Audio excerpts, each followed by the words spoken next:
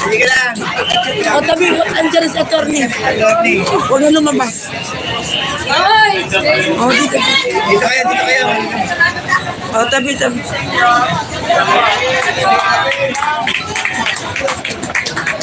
Nung gabi, nung gabi na araw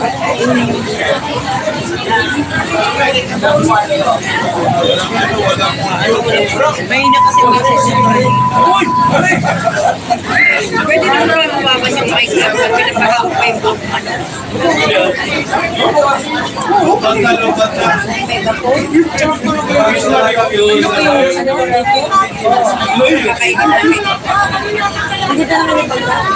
Attorney, tingin lang po. Ganda pala ni attorney.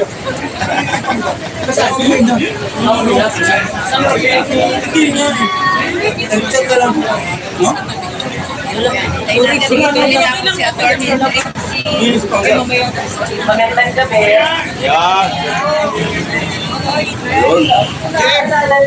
Kasintro may pakain na kasintro. Kinuntem ng Kongreso si Atty. Laila at Associate Vice President Isa nanawagan kami na pumunta tayo sa Veterans Hospital or sa St. or sa house. Ang goal natin doon ay maging saksi. Maging saksi tayo araw-araw na ginagawa ng gobyerno natin ang pagkikipit sa ordinaryong mamamayan. Doon sa ginawa nila sa ating Vice Presidente,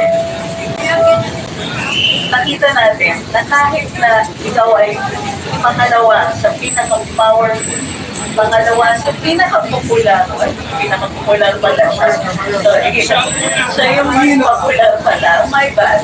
Yung kahit may 32 million na naboto, hindi kasi kahit ikaw pa ay vice-presidente, ang karapatan mo, pwedeng i-oppress, pwedeng i-dapat. Minsan, nararamdaman natin na minsan legal batas, kayang-kaya nilang i-ignore, kayang-kaya nilang paniran yung gusto nila. Mangingibabaw yung gusto nila doon sa ating karapatan. Nung ginawa yung 1987 Constitution, tayo bilang mga mamamayan, nilagay natin doon kung ano yung values natin, kung ano yung pinahahalagahan natin. At isa sa pinaka-pinahahalagahan natin, yung karapatan natin magsalita at magpahayag. Ngayon, ang mga leaders natin, they take action, katulad ng ginagawa ni Vice President. Tayo, naging saksi. Tayo, naninitigan. Kasi, ang mga ancestors natin, mga pinanindigan nila yung pinakapahalaga para sa kanila, yung kalayaan nila. Kung maaalala ninyo, ang revolution, ano yung naging dahilan? Policy servicios at saka yung secularization. Mahalaga yun, enough para magkaroon ng relasyon. Ngayon, mayroon tayong karapatan magsalita, magpahayag. May karapatan tayong mamili kung sino yung mamumuno sa atin. May karapatan tayong magpulong-pulong at magbigay ng hinanakit sa magpetisyon. Nasagutin ang ating mga hinanakit. Pero sa nakikita natin araw-araw, kahit magsalita sa mukha ng pagkikipit, kahit yung pagsasalita para ipagtanggol ang karapatan, hindi lang karapatan natin, hindi karapatan ng isa sa minamahal natin mga kawani ng gobyerno. Kahit dahil ito ay ginagarantiyan ng saligang batas, pinalapastangan pa rin sa pagnanais ng ilang mga opisyal na tumuloy-tuloy sa kanilang pag-upo sa poder. Yung tuloy-tuloy nilang pagiging opisyal o tuloy-tuloy nilang paghahari dito sa ating bansa. Ngayon, may hapon ng kasaysayan sa atin. Kung ang ating mga ninuno ay nakikita napakahalaga na willing silang panindigan yung value na yun, mayroon din tayong pagkakataon ngayon. Pagkakataon na hinahamon na naman tayo ng ating kasaysayan. maaari nating tanggapin itong hamon na ito. Ang hamon ay muling maging saksi sa panggigipit sa operasyon. Muling tumindig, muling magsabi, hindi natin tatanggapin ang ginagawa sa atin. Hindi natin sinasabi na gagawa tayo ng illegal. Dahil ang pagtatanggol sa ating karapatan, ay karapatan din. Nandiyan yan sa ating saligang batas. Binigyan tayo ng sandata. Sabi sa saligang batas, yung karapatan natin magsalita at magpahayag, ito ay paraan para magkaroon ng pagbabago. Ang pag-criticize sa ating gobyerno ay pinoprotektahan. Ang tawag natin, protected speech.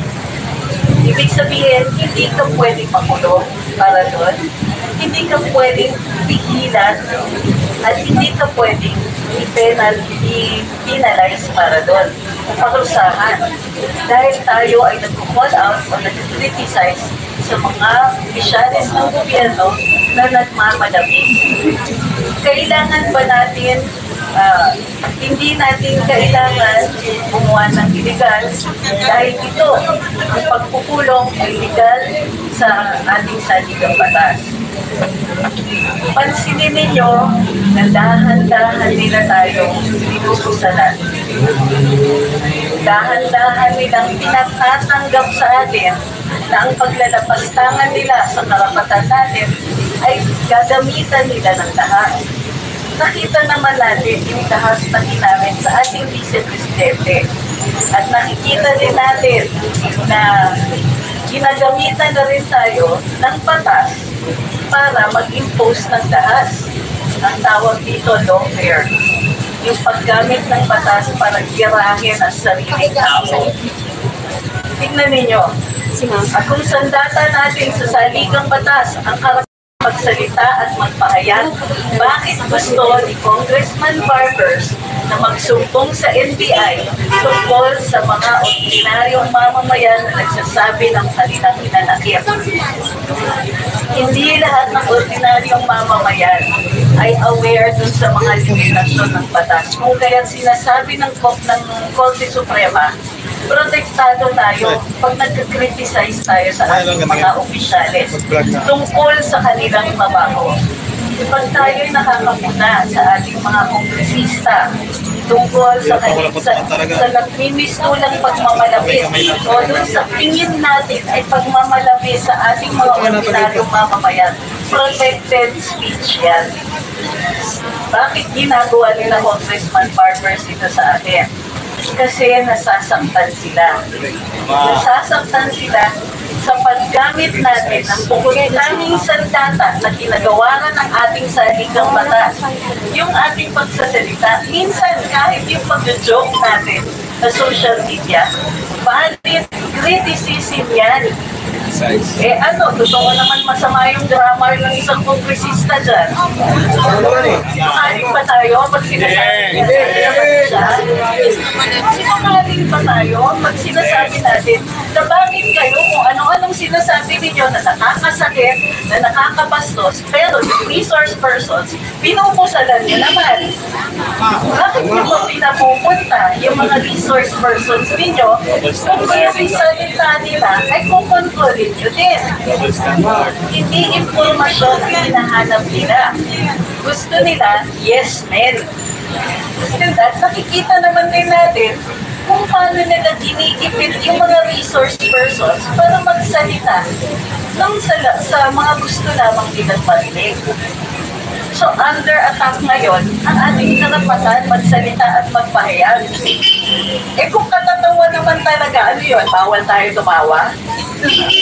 Kung mali-mali naman talaga sila, kung oppressive sila, bawal punahin. Kailan nangyari yun? Martial law na ba? Parang playbook ni martial law 1. Ang diferensya lang, panahon ni Marcos, namututol yung Kongreso. Dito, panahon ni Marcos Jr., nakampinya ang Kongreso.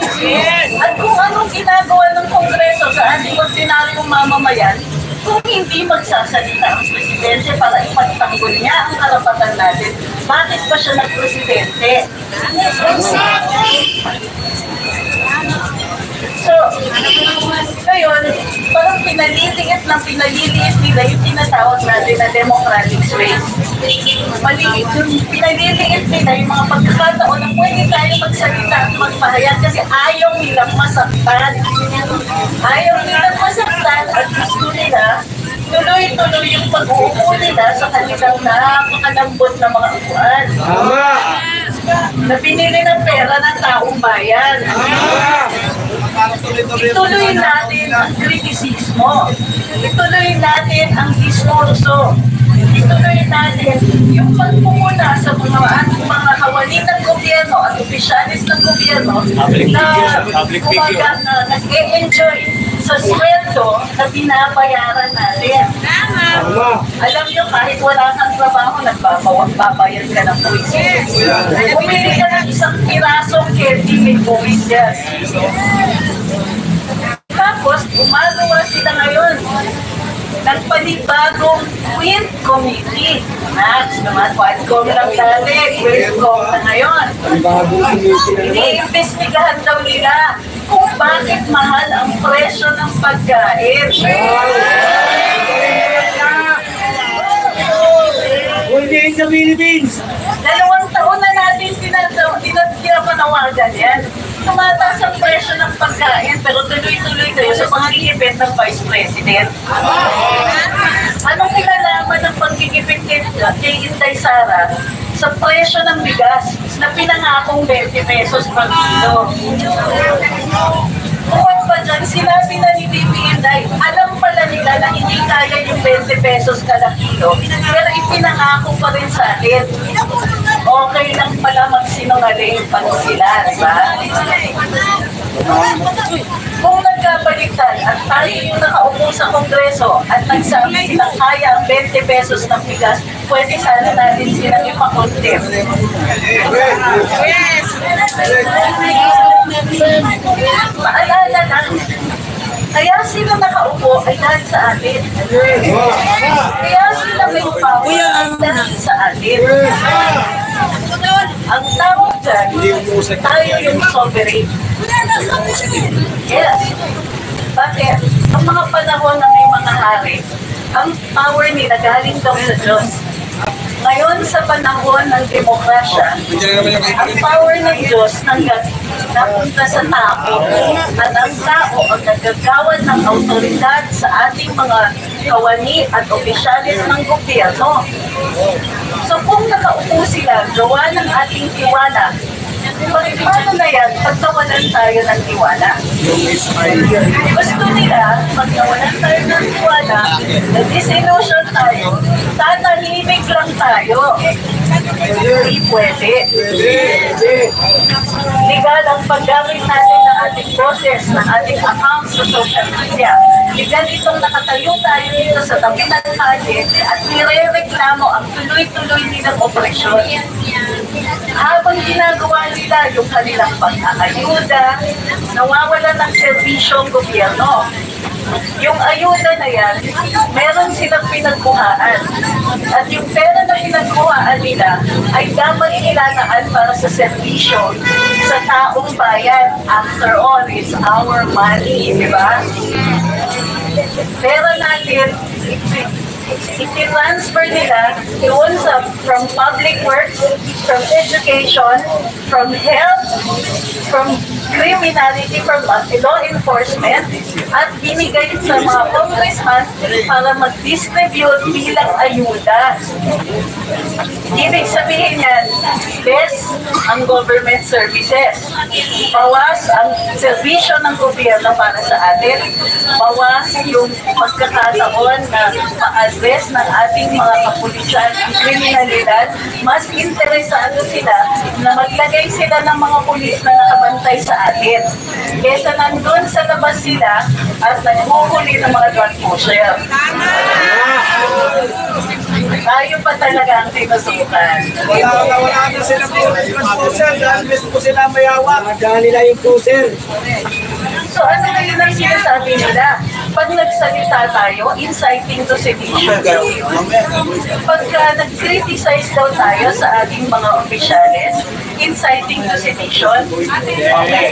Gusto nila ng ganyanan, pues, ililimita natin ang kritisismo natin doon sa tunay nilang ginagawa. Mas masakit yun. Bakit? Eh kasi nga, totoo naman na masama ang drama ng isang kongresista dyan.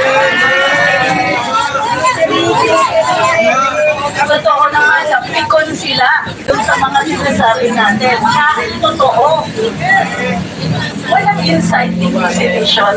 Kung pinapahayag natin, yung nakikita natin ginagawa nila. Anong ginagawa nila? Nanggigipit ng resource person.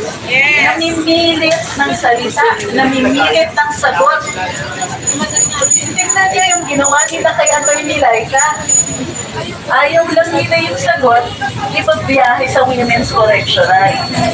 At tinatago sa atin. Pinilipat siya sa gitna ng gabi. Ano akala niya? Akala nila, hindi tayo maninindigan. Kaya tayo nananawagan.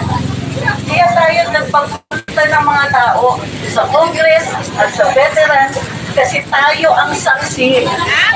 Tayo po ang sumasaksi sa kanilang mga mali. Ang mga krimen na ginagawa nila ay nangyayari sa tubig. Nangyayari ng patago. So dapat nagsasalita tayo kasi naninindigan at sumasaksi tayo sa mga mali nilang ginagawa. Hindi po inciting to sedition pag nagsasaksi tayo sa kanilang pagmamalupit. Tandaan po natin, itong pagpupulong kahit maliit na grupo ay isang malaking mura sa mukha nila. Ito ay isang malaking tayo po ay nagsasabing hindi tayo papayag na i-oppress tayo. Ayaw nila tayong magpulong, magpupulong tayo. Hindi sila mas mataas kesa sa saligang batas. Hindi nila tayo pwede sa tahimikin dahil ginarantiya ang ating pananalita, ang ating karapatan magsalita. Hindi tayo pwedeng i-disperse dahil ginaranti yung ating karapatan na magpulong ng mapayapa. Andito tayo ngayon at andito mo ngayon. Magpupulong tayo every time we have a chance to do it. Hindi lang po dahil sinasabi natin na mali kayo at naninindigan natin ang karapatan na ito. Ngunit dahil ito po ay dapat, tuwing nagsasama tayo, lumalakas tayo. Kumukuha tayo ng lakas sa isa't isa. There is strength in number. Kahit yung mga Katoliko man kayo, ano sabi ng Diyos? When 2 or 3 are gathered in my name. Pag tayo ay nagpupulong sa ngalan ng ating bayan, mas lumalakas tayo. Huwag niyong pansinin yung mga haters na nagsasabing ang konti sila. Lahat po ng mga malalaking events nangyayari nag-uumpisa somewhere. Tuloy lang po natin ito. Ako po ay nakukuha ng lakas sa inyo. At sana nakasashare tayo sa isa't isa ng ating paninindigan. Strength in numbers. Ang dami tayo. Ang dami tayo kasi tama tayo. Ang dami tayo kasi ito po ay ating karapatan sa ipakita na hindi na tayo masaya sa mga taong nilulong natin sa pwesto. Maraming salamat at nakita ko na naman kayo.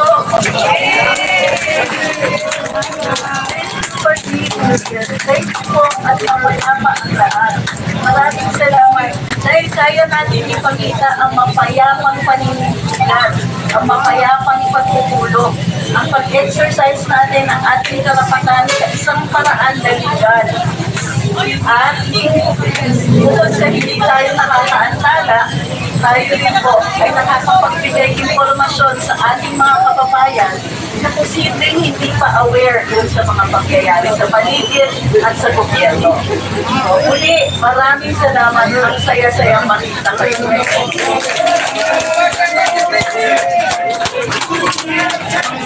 Duterte! Duterte! Duterte! Duterte! Duterte! Duterte! Duterte! Inday Sara Duterte! Inday Sara Duterte! Inday Sara Duterte! Inday Sara Duterte!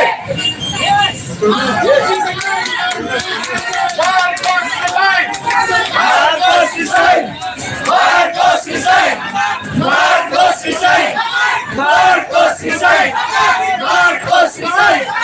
Marcos resign!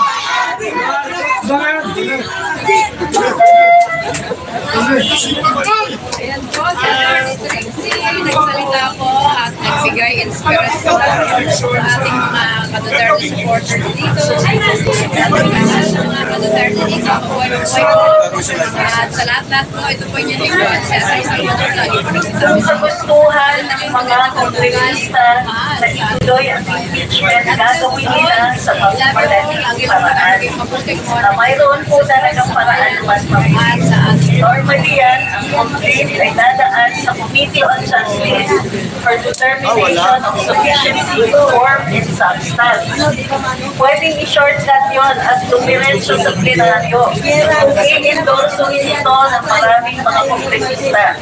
Kung mangyari yun, tuloy ang impeachment. Kung mangyari ang impeachment, mas kakailanganin ang boses natin. Mas kakailanganin yung ating paninindigan. Mas kakailanganin yung suporta natin sa isang opisyal ng gobyerno na walang masamang ginawa, hindi maging popular. Walang masamang ginawa, hindi paninigihan sa atin. Walang masamang ginawa, kundi maging threat doon sa tuloy-tuloy na pag-aangkin ng poder ng mga opisyalis ng gobyerno na hindi naman nagbibigay serbisyo sa atin.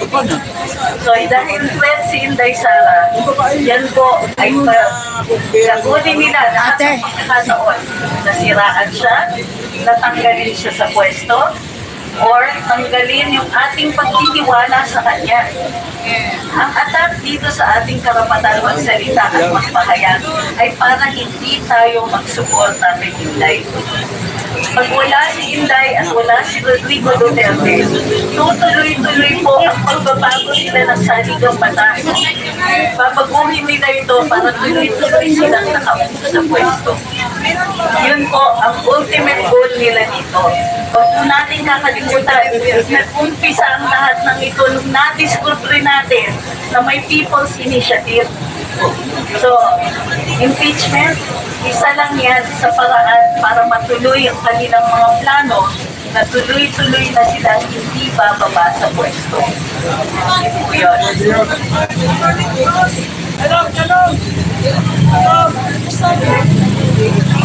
Magandang gabi po mga Atty. Tracy. At tanong ko po, kung ang mga aktivista po nag-file yan ng impeachment complaint, pwede din po ba tayo bilang mga mamayan na sumusuporta sa katotohanan at para sa kapakanan ng bayan, ay pwede din po ba natin kontrahin by petition ang pinalilang impeachment? Tayong mga mamamayan ay magpapile din ng pag-dismissal dyan sa impeachment na ipinapile nila.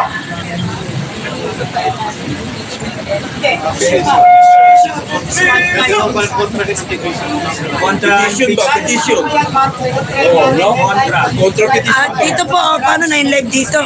Pwede naman kayo pumaward na konti. Wala, natakpan na. Wala nang paglalagyan ng Wala pong batas na nagsasabi hindi pwede gawin yan. So pwede pong gawin yan. Pwede natin ipahayag ang pagtutol natin sa may dagdag ako. Pwede tayong sumulat sa Kongreso. Latan natin yung mga Kongresista. Ate, baba mo ng konti. Wala na po. Hindi nakikita mo ano. Sa Committee on Ethics. Tungkol dito sa mga nakaupo. sa Quadcom, the Speaker of the House, lahat ng mga nagpapanahura ng mga resource persons. Tanungin natin, may karapatan pa bang umupo ang mga kongresista kung ganyan sila kabastos ng mamamayan? So, dagdag po sa inyong petisyon, isa-isa tayong magsulat. Dagdag niyo yung pangalan ninyo bilang isang ordinaryong mamamayan, botante ng Pilipinas. Kini-question ko yung kapasidad nitong kongresista si Mr. So-and-so or Miss So-and-so na manatili sa Kongreso gawa ng kanyang unethical behavior sa Kongreso. Mag-demand tayo ng investigasyon sa mga kongresistang nagpapakita ng hindi magandang asal na nagpapakita sa ating kabataan na pwedeng magbastos kung ikaw ay nakaupo sa pwesto. Hindi po ito tama and therefore malaya tayong magsulat, magpetisyon, lunuhin natin sa dami ng petisyon at mga sulat, pwede mong email. Pwede, pero isusunod huwag yung iwan lang sa social media accounts nyo. Ulat kayo. Makita ninyo na totoong tao tayo. Kaya reklamo tungkol sa behavior ng mga kongresista. Paano nila ginagawa ito? Pwede natin gawin tigis-tigisang sulat para makita nila na marami tayong galit. Hindi po illegal magsulat sa Kongreso. Bahagi yan ng ating karapatan ipahayag sa ating mga miyembro ng Kongreso na hindi tayo masaya sa pamamaraan nila ng pag-iipit ng mga resource persons. Yung paraan ng kanilang congressional inquiry ay may problema. May problema din ang ilang mga kongresista na akala nila nakakatuwa yung kanilang pagsasalita. Nakala mo sa gano, yung iba sa kanila doon. Kung make it as specific as possible, pwede kayong mag-include ng mga clips na mga nakikita ninyo sa social media. O ito. Si Franz Castro. Kung sino man sa tingin ninyo ang hindi tama ang asal sa Kongreso, pwedeng ireklamo sa Committee on Ethics. Ngayon posibleng hindi tayo pansinin. Sanay tayo dyan. Pagkatapos nyo isumite, pag nakitang may receipt na yan, i-post natin sa ating social media account. May 15 days sila, 10 to 15 days na umaksyon sa ating mga sulat. Habang nagtulong tayo, tuloy-tuloy pa rin po ito at gagawa tayo ng lahat ng mga legal na paraan para marinig nila yung ating sinanahin. So, tama po yan. Petisyon at sulat reklamo. Letter complaint tungkol sa asal ng mga kongresistang nakaupo sa Committee on Good Governance, sa Quadcom, at sa minsan pati yung Committee on Appropriations nung sila po ay nagigipit kay Vice President Inday Sara. Remember, the internet is forever. Since ito ay sulat lamang, hindi po kailangan notaryado. Pero importante na makita ninyo kung kailan nila na-receive para ito po ay mapapahayag natin kung sila ay umaaksyon o hindi. Yes.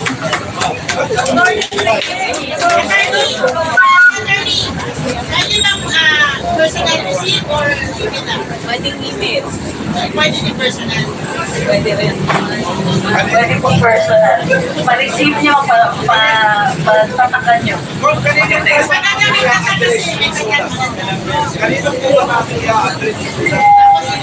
Pwede ninyong i-address kay House Speaker o pwede ninyong i-address dun sa presiding officer or head of the Committee on Ethics.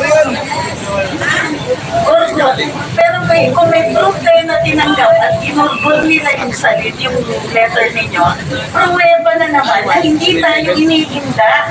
Karapatan natin yung magreklamo. At ayon sa civil service rules, meron silang 10 to 15 days sa aksyonan yan.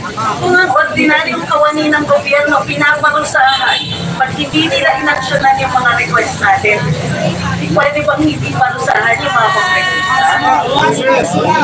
Doon sa amin sa Tacloban, si Martin Romualdez, ano na yung tao? Huwag niyo na pong iboto yung mga ayaw natin. Kasi pinagsabi dito. Sa akin, wala. Wala sa akin.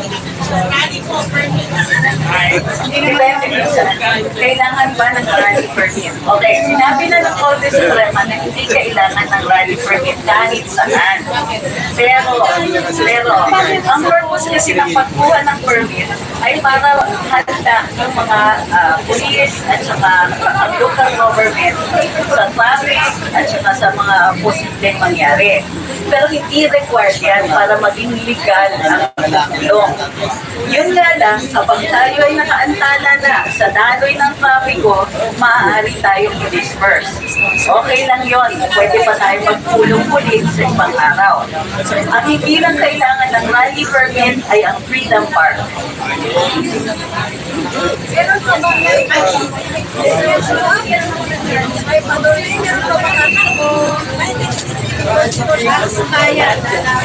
pa din tayong patas, meron pa tayong saligang batas. Pero meron din tayong mga kawali at opisyalis ng gobyerno na walang intensyon na ipasa katuparan ng mga ito. Anong gagawin natin? Muli, babalik tayo sa dati. Maninindigan, magpupulong, magsasalita, magpapahayag. Yun po yun. Yun po ang paraan natin para i-address ang mga problema na bigay sa atin ng mga nakaupo sa pwesto.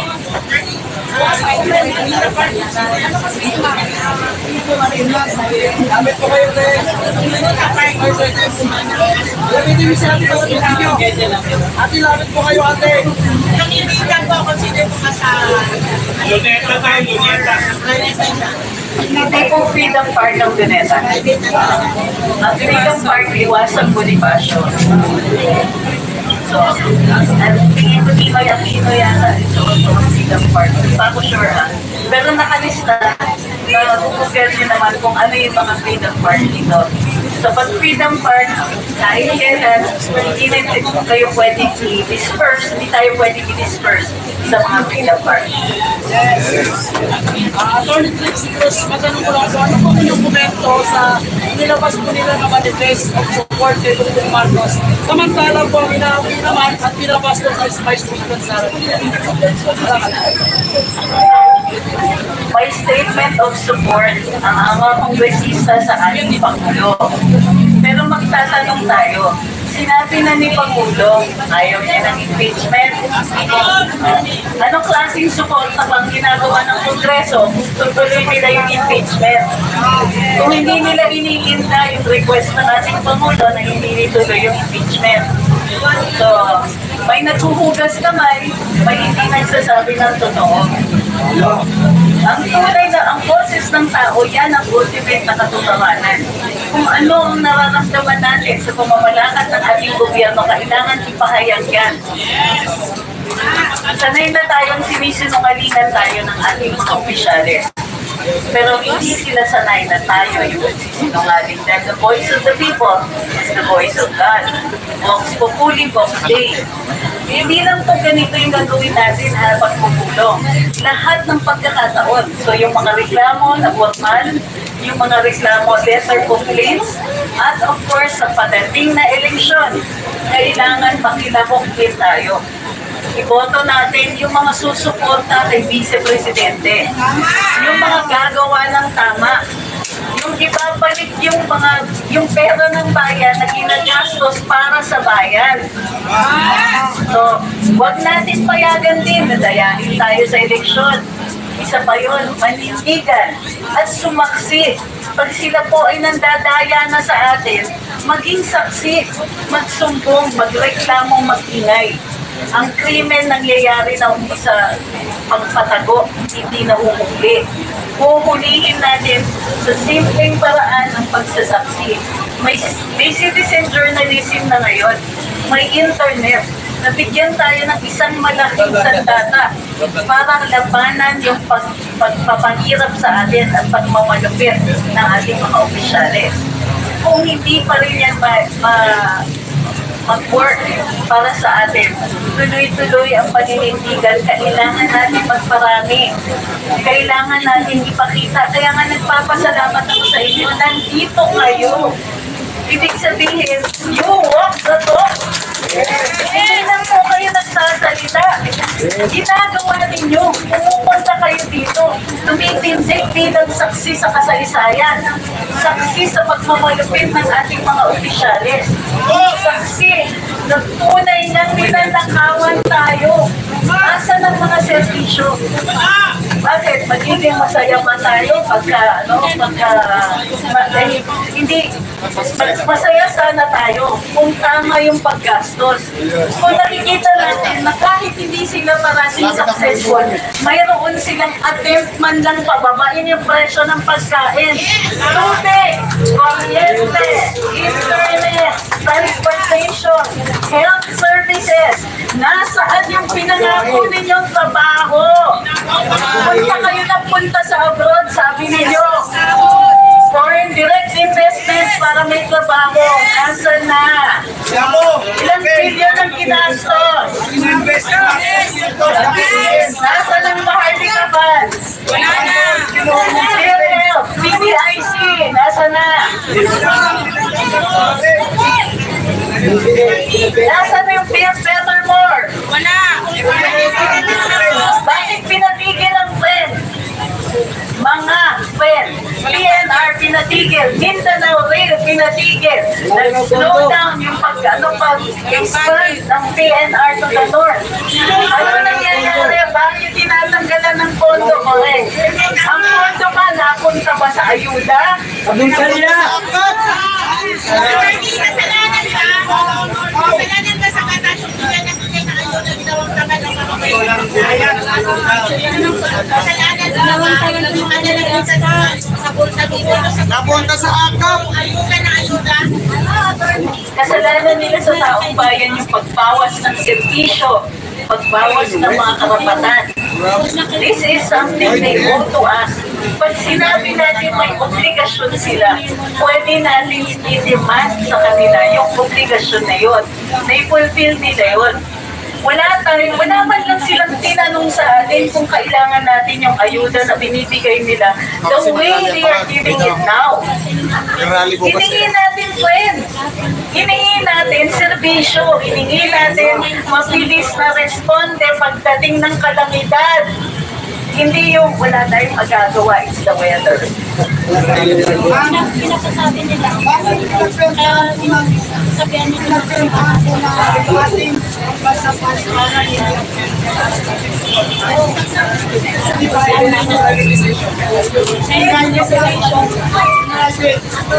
Operations. Talaga mo, kasi ito daw hindi na ginagawa nila yan. sinabi na namin Ma'am Trixie, yung pinagbentahan na yung ginto. Ano ba yun? Nasa yung ginto. May problema talaga ang Marcos sa ginto. Marcos 1 and 2. Ano po yung reaction nyo doon sa sinabi ni Marcos na ubos na daw po yung pera natin dahil sa bagay? Ubus na yung pera para sa kalamidad. Kaya nga bakit naubos? Kasi sa panahon ni Tatay Tito, pandemic, kahit hindi na kinuha yung pera ng PhilHealth, walang pandemic kinuha yung Dinagdagan pa siguro ang pera ng PhilHealth. Tama po yan. Nasa reklamo ninyo, tama po yan. mga vloggers. Ano ang reaction mo doon sa sinabi ni Sparkers na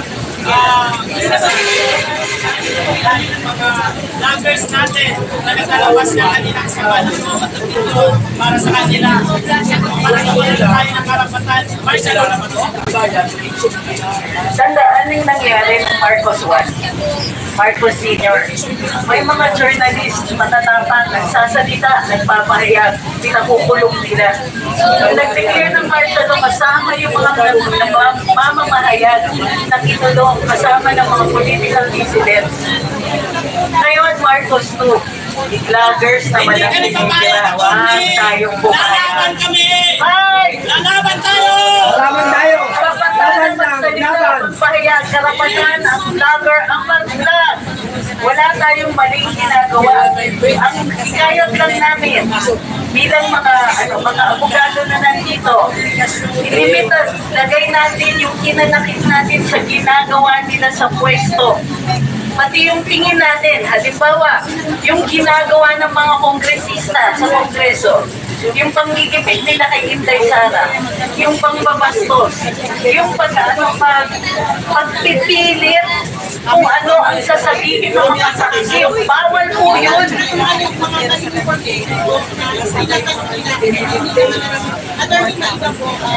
Ang regarding po sa pagkatao sa bilang Pilipino, sa kanilang practical focus. So, ginawa na yun. Siya yung president na yung kapag ating ko or terrorista or gumagamit ka ng program, may mga anti-oxidant. So, hindi na sa pagkakita na binigyan yun. So, alam ba, yung mga pananalita niya, wala na sa kasi president wala ko pa magagawa para maano siya, mawala siya sa president. Hindi na siya karapat-dapat na matutang. Tsaka lagi siya wala. Hindi siya nandito sa Pangulo. Pakinagpag namin, hindi siya Pangulo. Ano po saan dapat ang dami ng sarap? Wala siya. Yan nga yung reason kung bakit nagsasabi tayo, kailangan magsalita at magpahayag. Kailangan magpalami. Pwede kong impeachment. Pero, Kasi yung round ko,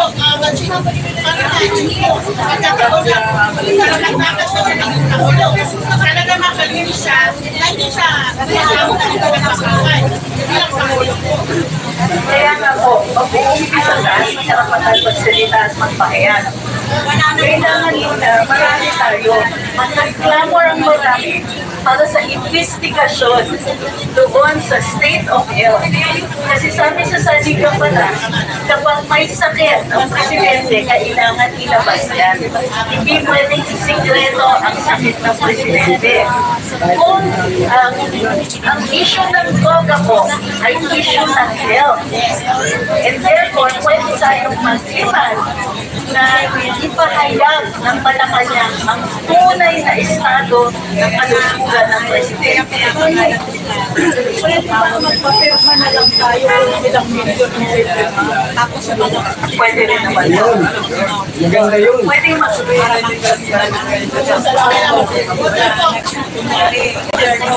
lahat ng paraan na meron, pwede natin gamitin. So, signature campaign, pwede po. Pero huwag niyo maasahan na puro kami gagawa. Yung suggestion ninyo, encourage ko kayo. Gawin ninyo at tutulong naman kami. So, kung may signature campaign kayo, pirma ako. ano sa laws? Pwede ba natin siya makatanggal? Sa kanila, sino ba? May ito sa lawas nila kung malawak yun.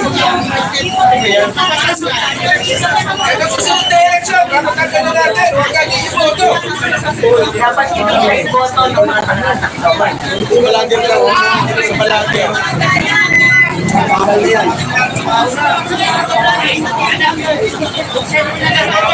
lang.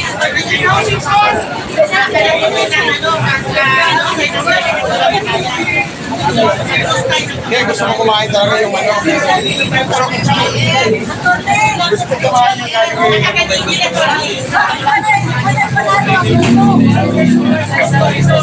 Bakit pa na ipanalo ang buto? Bakit pa na ipanalo ang buto? Kalma. Mahirap siya ito. Gamitin mo na sa tubig.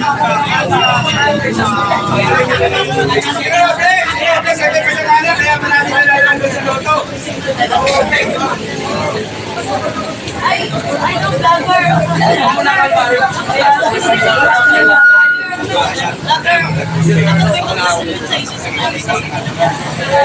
Sige, tanong. Sino may tanong? Sige, tanong.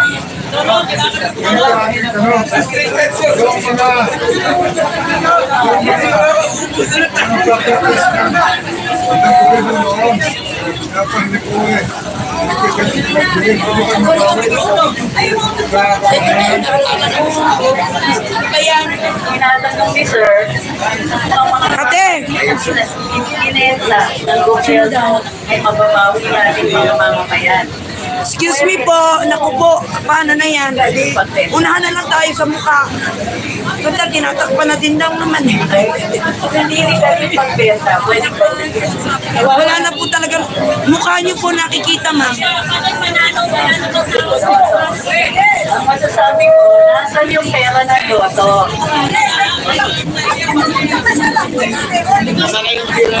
Pero yun, sa loto, nag-work lang yun, nagtitiwala tayo. Kung wala nang tiwala ang tao sa proseso, hindi na legal. Wala nang tataya! Hindi na tataya sa legal. Wala nang tataya si Loto! Kaya ang hikaya ko, huwag nang tumaya sa loto. Pwede na po eh, paraan ang tinatawag na civil disobedience. Huwag na po tumaya sa loto. Ganda muna habang sila nakaupo! Pero hindi tayo nagtitiwala dun sa proseso. Sigurado din nila yung Hindi po natin itiman, pero saan nanggaling itong mga to? Okay, last two questions. Yes, sir. Last talk, ito po magiging implikasyon mas kung na-result ng COA na third ko ang ating Vice President. Okay ka na magbigay yan.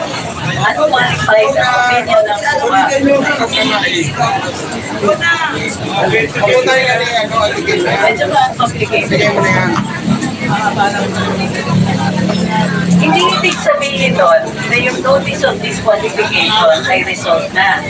Pero kinikilala ng COA na ginagawa ng Office of the Vice President tama yung liquidation nila. At sumusunod sila sa pamamaraan ng liquidation at challenge to liquidation. So ibig sabihin, kahit yung notices of disallowance, sumusunod sila sa proseso. So ibig sabihin, ang OVP sumusunod sa patakaran. Ngayon, yung mga hindi pa resolve, may panahon para i-resolve pa yun. And therefore, hindi pa siya testing impact. In other words, contested pa. Sa mga abogado, ang tawag namin dito controverted. Pagka kunwari, ang isang tao ay sinabi, for example, ano ba ang pwede? Mataba si Mr. X. Sumagot si Mr. X, hindi ako mataba. Ibig sabihin, controverted. Kailangan magpresenta na ng ebidensya. So, ganun po yung nangyayari sa notice of disallowance. Sa nag-liquidate ang OVP, sabi ng COA, hindi tama ang liquidation. Ang gagawin ng OVP, magpipresenta ng ebidensya o ng batas na tama yung kanila. May panahon para gawin ito, 6 na buwan. Kung wala pang desisyon sa 6 na buwan na yun, kung wala pang desisyon within that time period, hindi pa final. Ibig sabihin, controversial pa. Ngayon sinasabi na notice of disallowance ay hindi pa final at hindi magagamit na ebidensya doon sa paratang ng mga kongresista.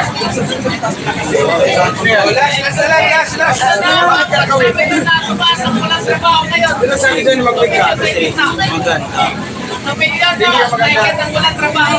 Tumaas ngayon ang unemployment. Hindi naman katakataka eh. Kasi nagdepende sila sa foreign direct investment. Wala pong returns. Yung mga investors na hindi dumating. Yung mga investors hindi nag-invest. Walang mga bagong negosyo. Yung tinatawag nilang 6% growth. Ay yung paglalaki lang ang mga negosyo ng mga kaibigan ko. Kaya walang trabaho. Kaya tumataas ang unemployment dahil walang bagong trabaho pumapasok.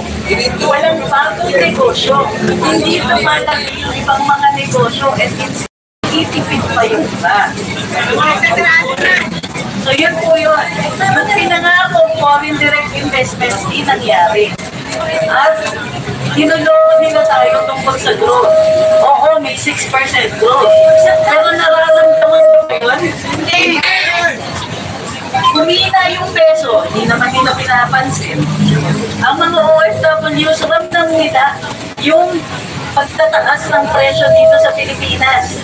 Kasi tumaas na yung exchange rate, pero mas maraming pesos na ang kailangan mo para bilhin yung mga pangangailangan ng kanilang pamilya. So tama po kayong magtanong, bakit gano'n yung unemployment rate natin? Nasaan yung pinangako ninyong economic prosperity? Nasaan yung lahat ng pangako ng kampanya? Tunay nga, naputol tayo. Yes. Okay na sa ito na kasama na kaya. Totoo po ba na istos na paruslos? Wala po tayong information. So, maraming salamat. Hindi lang dahil pinatayo niyo ako dito. Dahil sa inyong paninindigan. Thank you very much.